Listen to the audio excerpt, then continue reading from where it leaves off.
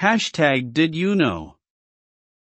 Jingle bells are a popular symbol of Christmas and the holiday season, but few people know about their dark history and association with slavery.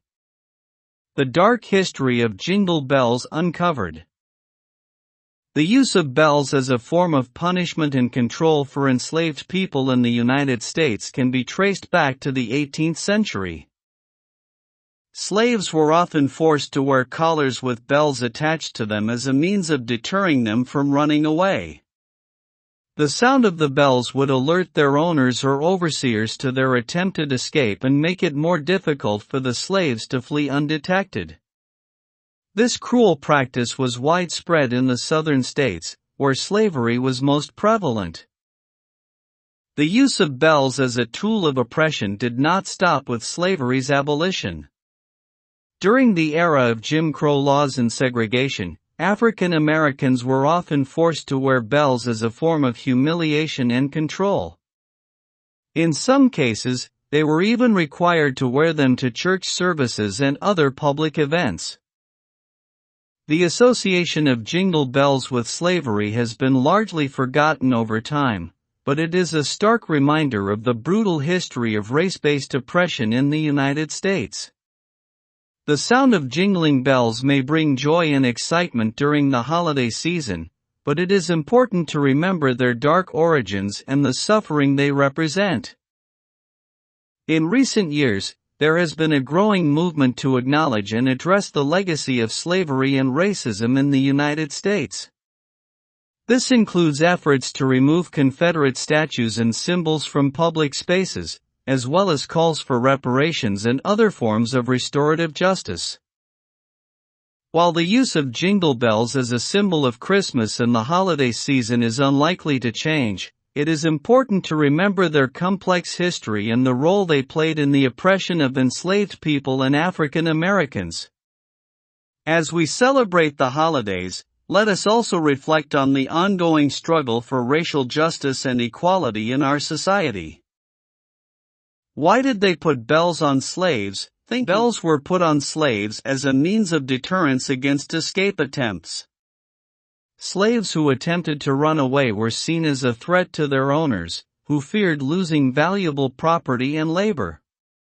By fitting them with collars that had bells, slave owners could more easily track the movements of their slaves, making it difficult for them to escape unnoticed.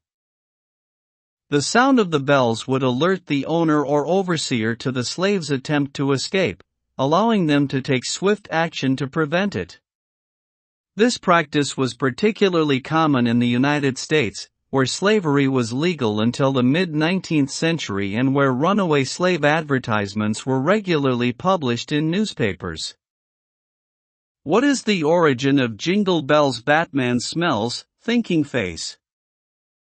The origin of the popular parody song Jingle Bells Batman Smells can be traced back to the 1960s in California.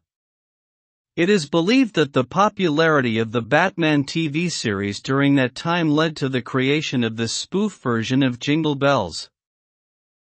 While various versions of the parody song existed prior to the 1960s, the Batman version gained widespread popularity during the Vietnam era, particularly among military families.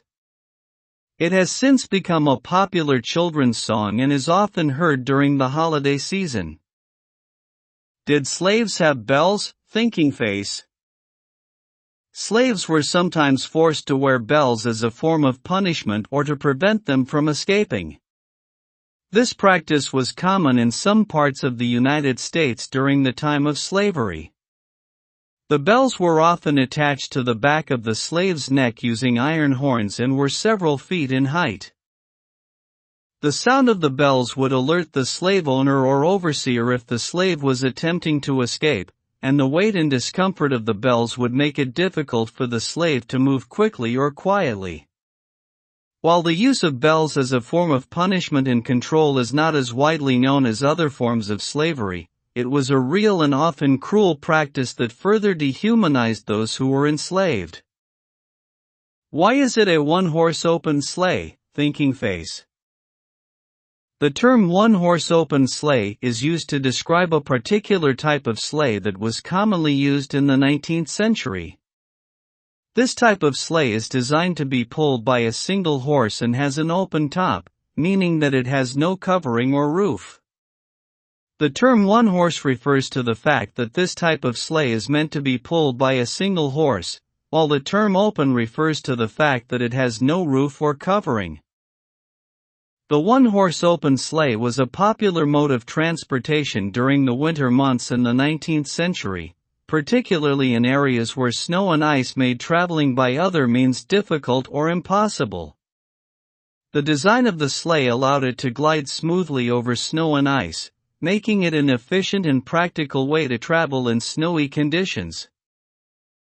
Today, the term one-horse open sleigh is most commonly associated with the popular Christmas song Jingle Bells, which refers to riding in a one-horse open sleigh as a fun and festive winter activity. Although Santa Claus is often depicted as riding in a sleigh pulled by reindeer, the term one-horse open sleigh is still used to describe the traditional sleigh design that was popular in the 19th century. Conclusion. The history of the song Jingle Bells is intertwined with the dark legacy of slavery. The use of bells as a means of controlling and punishing slaves was a common practice, and it is believed that the bells in the song may be a reference to this. While the exact origins of the song's lyrics and melody are disputed, it is clear that they were popularized during a time when slavery was still a reality in the United States. Though the song has since become a beloved holiday classic, it is important to acknowledge its problematic history and to remember the suffering that was inflicted upon enslaved people. By understanding the complexities of our cultural traditions, we can strive towards a more just and equitable society. William Armstrong. William Armstrong is a senior editor with HOME.org, where he writes on a wide variety of topics. He has also worked as a radio reporter and holds a degree from Moody College of Communication. William was born in Denton, Texas and currently resides in Austin.